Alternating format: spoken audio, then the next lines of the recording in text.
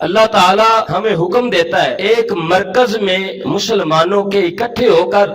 اتحاد کے ساتھ اللہ کی عبادت کرنے کا۔ جہاں نماز ہمیں روزانہ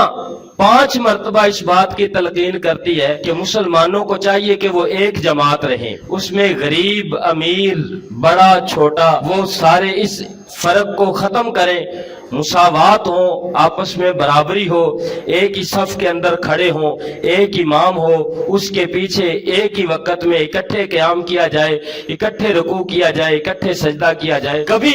مسلمان جب جہاد پر نکلا کرتے تھے، پیارے آقا صلی اللہ علیہ وآلہ وسلم کی سپہ سالاری میں جب مسلمان جہاد پر جایا کرتے تھے تو کافر جب ان کی جاسوسی کرنے کے لیے آتے تھے تو مسلمانوں کو جب نماز پڑھتے دیکھا کرتے تھے تو یہی بات ان کے دلوں پر روب ڈال دیتی تھی، اور واپس جا کر اپنے لشکر والوں کو اور اپنے وہ سپہ سالار کو بتایا کرتے تھے ان مسلمانوں کا مقابلہ کرنا ممکن نہیں، یہیں سے پیچھے ہٹ جاؤ۔ وجہ پوچھتے تھے تو وہ کہتے تھے ہم نے دیکھا ہے کہ وہ ایک ہی امام کے پیچھے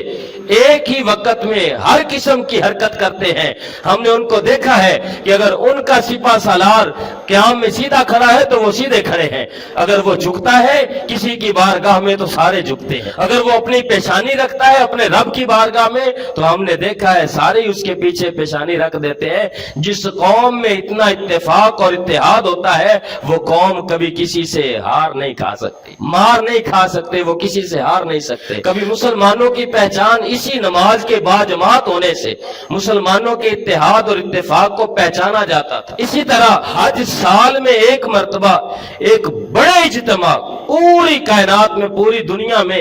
ایک بڑے اجتماع کی طرف اشارہ کرتا ہے، اور حج مسلمانوں کو جب حج کے ذریعہ اللہ تعالیٰ مسلمانوں کو اکٹھا فرماتا ہے اور مسلمان ایک ہی وقت میں ایک ہی میدان میں کھڑے ہوتے ہیں یا خانہ کعبہ شریف کا اکٹھے طواف کرتے ہیں۔ جب مسلمان جاتے ہیں یہاں سے پوری روئے زمین میں مختلف ممالک میں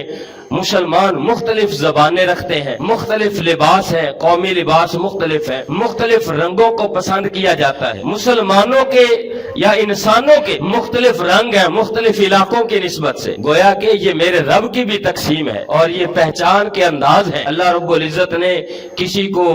کالے رنگ میں بنایا ہے، کسی کو گورے رنگ میں بنایا ہے۔ اللہ تعالیٰ نے ہر کسی کو اس کی شناخت کے اعتبار سے بنایا، کسی کی شناخت علاقہ کے اعتبار سے، کسی کی شناخت رنگت کے اعتبار سے، کسی کی شناخت اس کی زبان کے اعتبار سے، کسی کی شناخت اس کے قومی لباس کے اعتبار سے۔ مگر جب پوری روئے زمین سے یہ مسلمان بڑھتے ہیں اللہ کے گھر کی طرف تو کچھ فاصلے پر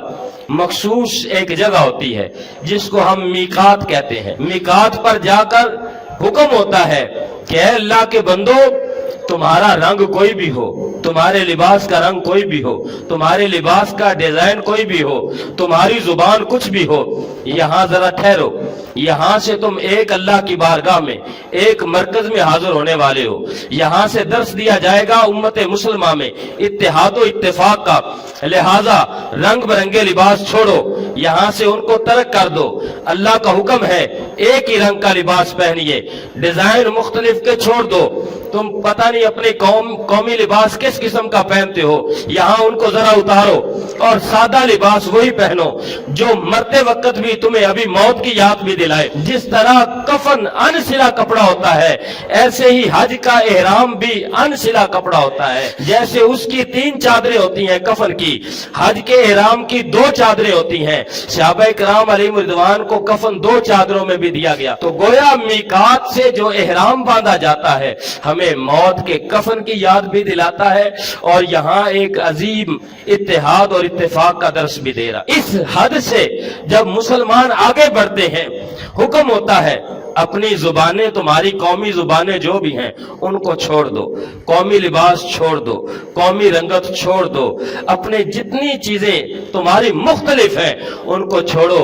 آج یک زبان ہو کر ایک لباس پہن کر ایک رنگ پہن کر ایک رب کی بارگاہ میں ایک خانہ کعبہ شریف کو مرکز بنا کر ایک زبان سے ایک ترانہ الاپو اور اللہ کی بارگاہ میں اس بات کی صدا لگاؤ، حاضری کا شرف حاصل کرو اور حاضری پر جو نعرہ لگایا جاتا ہے، جو اللہ کے حضور حاضری پر اس کا شکریہ ادا کرنے کے لیے جو حاضری لگوائی جاتی ہے، فرمایا وہ کلمہ پڑھو اور کہو لبیک اللہم لبیک لبیک لا شریک لک لبیک۔ اس وقت یہ کلمہ پڑھا جاتا ہے۔ مسلمانوں میں حج عظیم اتحاد اور اتفاق کا درس ہے،